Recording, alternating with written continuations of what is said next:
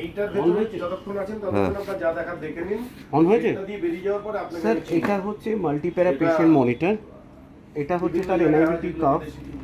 NIV কাফের সাথে একটা টিউব দেওয়া হয়, এটা হচ্ছে টিউব। এই এনআইভি কাফের সাথে টিউবটা কোথায় লাগাতে হয় সেটা দেখিয়ে দিচ্ছি আপনাকে। ওয়ারেন্টি দিয়ে তখন তো আপনাকে আমাকে অ্যাড্রেস করতে হবে, তখন আপনাকে আমাকে অ্যাড্রেস করতে হবে এবং সেটা করা উচিত অ্যাজ আ কোম্পানির রেপুটেশন অনুযায়ী। এইটা এনআইভি কাফটা দিলাম। এই কাফটা এখানটায় কানেক্ট হচ্ছে। আমি ক্যামেরা পার্সনকে বলবো দেখাতে ভালোভাবে। এটা কানেক্ট হলো, পুরোটা ঢুকিয়ে দিলাম, জাস্ট সিম্পল দেখালাম, এটা পুরোটা ঢুকিয়ে দেবেন। এই মুখে এটা ব্ল্যাঙ্ক রয়েছে, এই ব্ল্যাঙ্কটা কোথায় যাবে? এখানে দেখুন লেখা আছে এনআইভি কাফ, এই জায়গাটা দেখাতে এনআইভি কাফ। তো আমি এটা এখানে লাগালাম, লাগিয়ে এবার এটা হাতের মধ্যে লাগাতে হয়।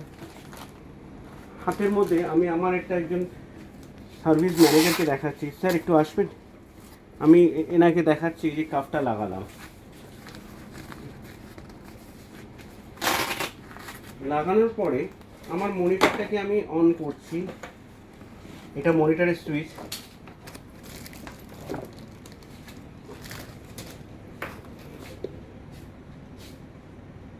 মনিটরটা লাইভ প্লাস লেখা এসছে, ডিসপ্লে অন হলো। আমার এনআইপি কাফের রিডিংটা একটা দেখিয়ে দেবেন, ক্যামেরা পার্সনকে বলি। এই গেছে,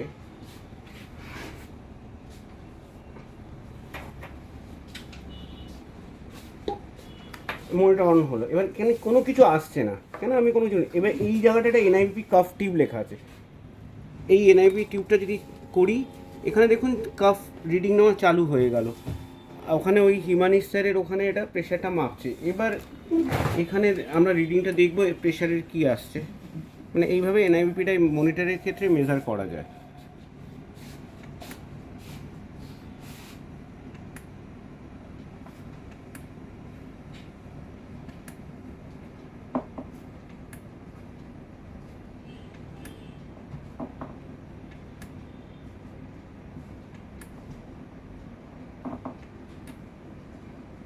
হিমানি স্যার আপনার প্রেশারটা উপরের 104, নিচেরটা 64, একটু কমই আছে মনে হচ্ছে।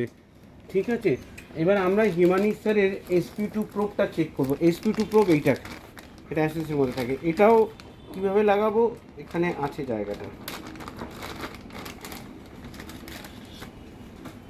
এই SP2 প্রোবের একটা জ্যাক আছে এখানে, এই যে জ্যাক নীল রঙের, এই জ্যাকটার মধ্যে এখানে স্লট আছে, এই যে দাগগুলো অ্যারো চিহ্ন দেওয়া আছে।